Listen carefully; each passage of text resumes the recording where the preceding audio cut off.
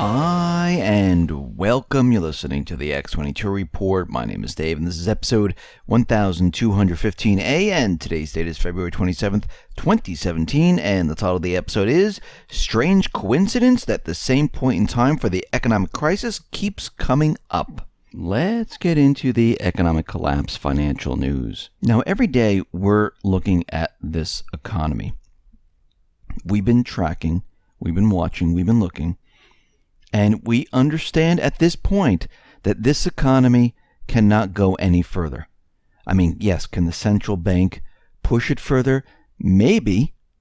But guess what?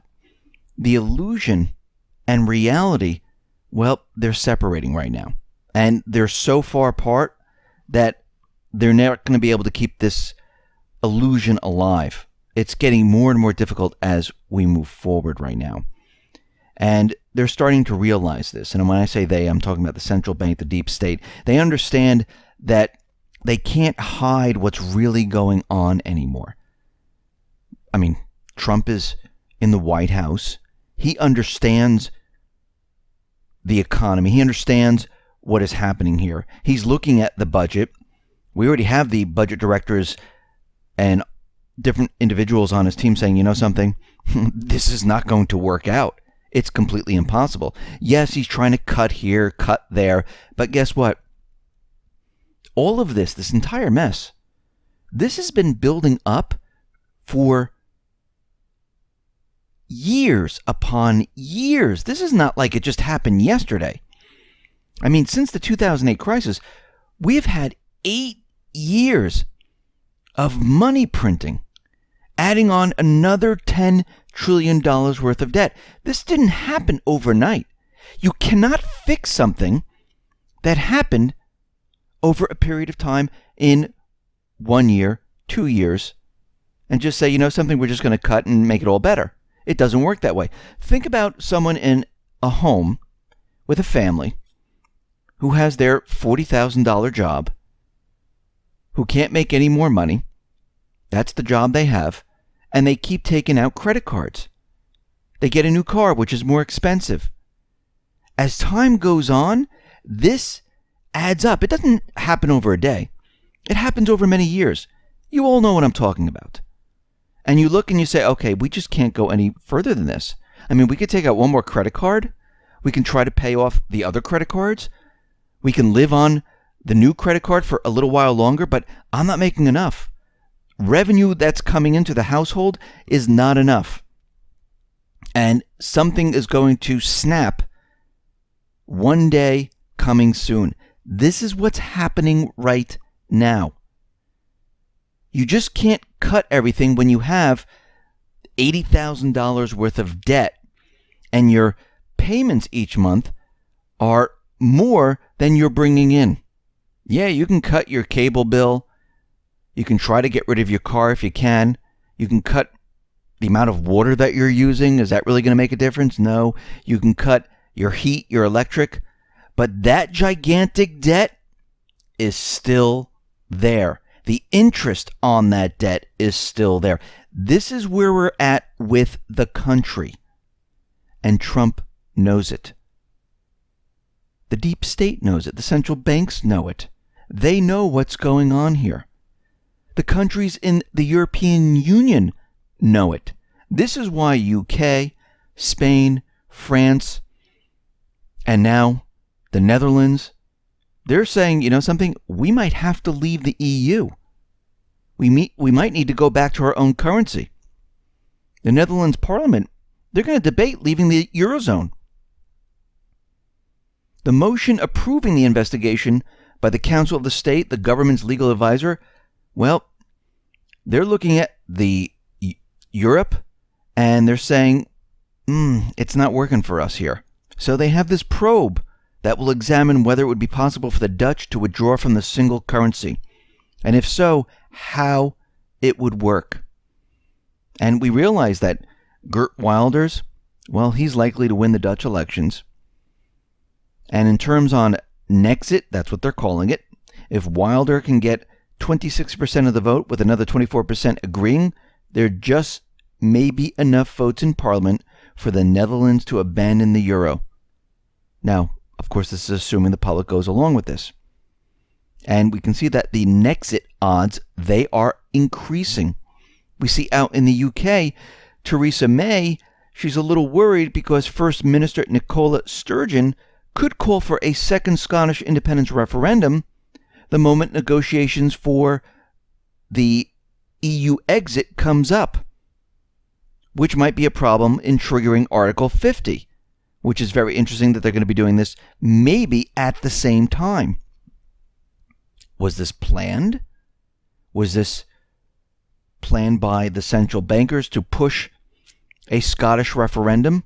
I mean, last time they had it, we know it was fixed. They didn't want this to happen. But this time, it could be the opposite. You know what? Let's just push it. Even though they're not going to leave, it will just disrupt the triggering of Article 50. Remember, the central banks don't want countries leaving the EU because their system is based on spreading out debt, more debt to more countries.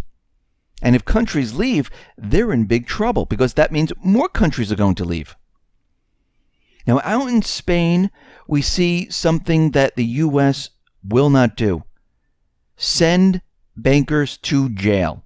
Now, in many other countries, except for the United States, corrupt bankers are often brought to task by their respective governments. The most recent example of this, of a corrupt banker being held accountable for his or her crimes in Spain, is the former head of the International Monetary Fund, Rodrigo Rato. And he was sentenced to 4 years and 6 months behind bars. Spain's National Court, which deals with corruption and financial crime cases, said he was guilty of embezzlement when he headed up Bankia. The people of Spain were outraged over the scandal, and it was discovered during the height of the financial crisis, in which banks were receiving millions in taxpayer dollars. Now, although he was sentenced, it doesn't mean that he's going to prison just yet.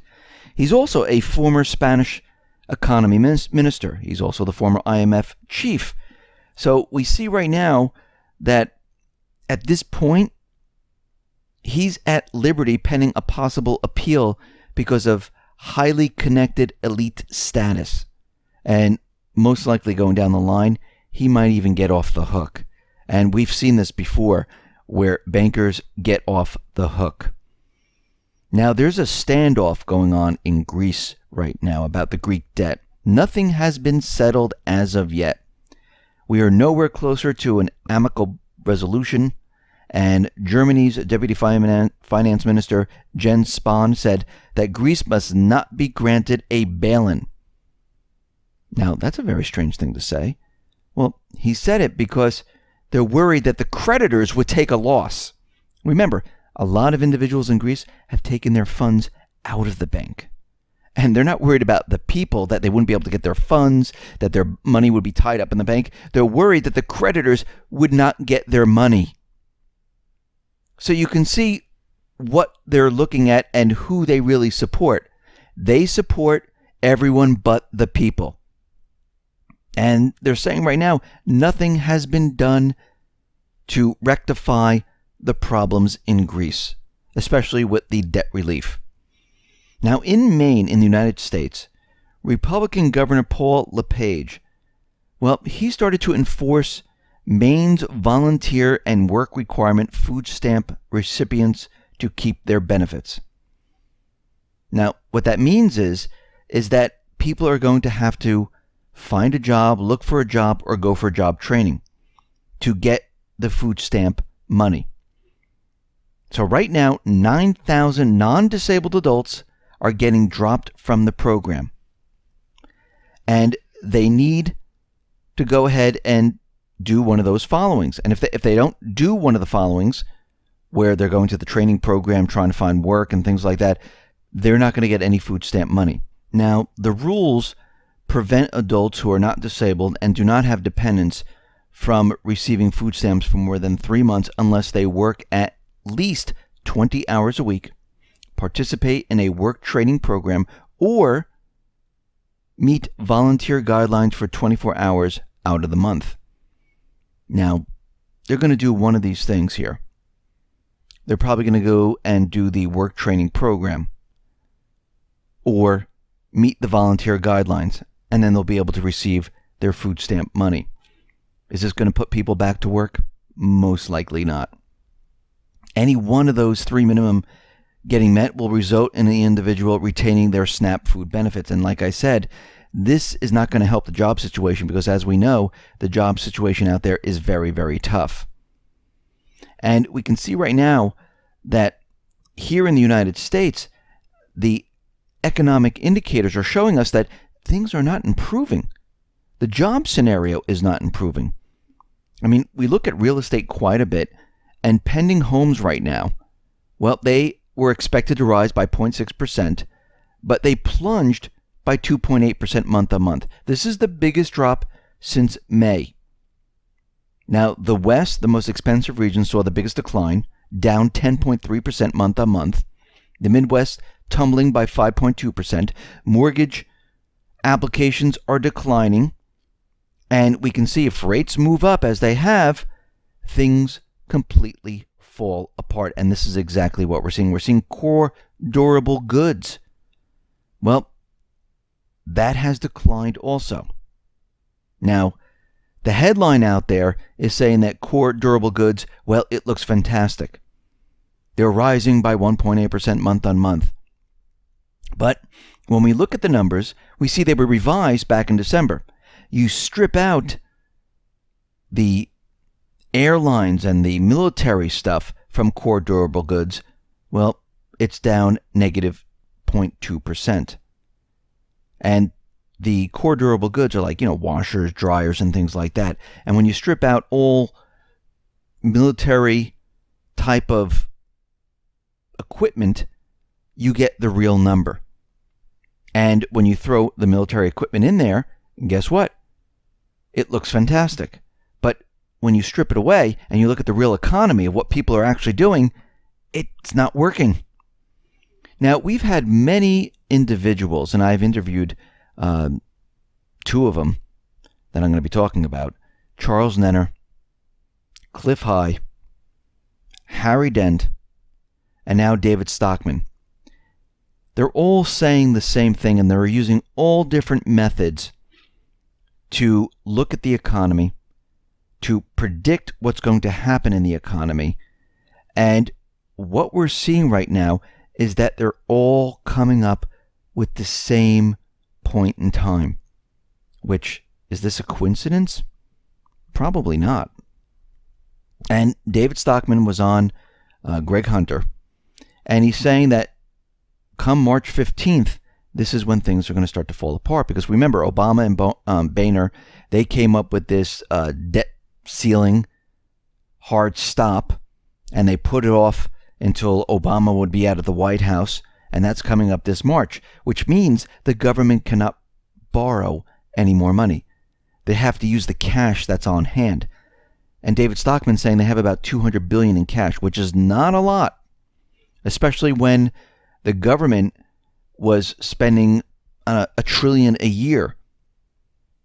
And we can see right now that when it's frozen at $20 trillion, the debt, and they can't borrow any more, they're going to burn through the cash at $75 billion a month.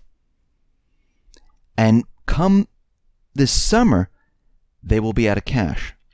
Now, when we look at the situation, we can see that things are going to really go downhill very quickly as we go into April, we go into May, we go into June, and we go throughout the summer months. And then when we hit the fall time period, things are going to rapidly deteriorate very, very quickly. Now, Cliff High, when I interviewed him, he said that's when things are really going to come to a screeching halt. Charles Nenner is out there saying from his cycle analysis, the same thing's going to happen in the fall time period. David Stockman, when you look at his forecast, says the same thing. Harry Dent, he's saying the same thing. Now we have all these individuals saying the same thing. Now we've been tracking the economy. We've been looking at what's been going on, and nothing is improving. And in the beginning of this report, we were talking about a household with debt, with revenue coming in. here we are once again. Now, can they raise the debt ceiling? Yes, they can. They can put it to a vote. They can raise the debt ceiling. They can borrow more money. But that doesn't matter, because what we're seeing right now is that interest rates are moving up. The revenue coming in, federal tax receipts, state tax receipts, they are declining. More and more people are losing their jobs. The housing market is contracting. The retail market is contracting. The GDP is declining. Corporate defaults are increasing. Delinquencies are increasing on auto loans. When we start to put all of this together and everything that we've been seeing, we can see that we are headed into this collapse scenario.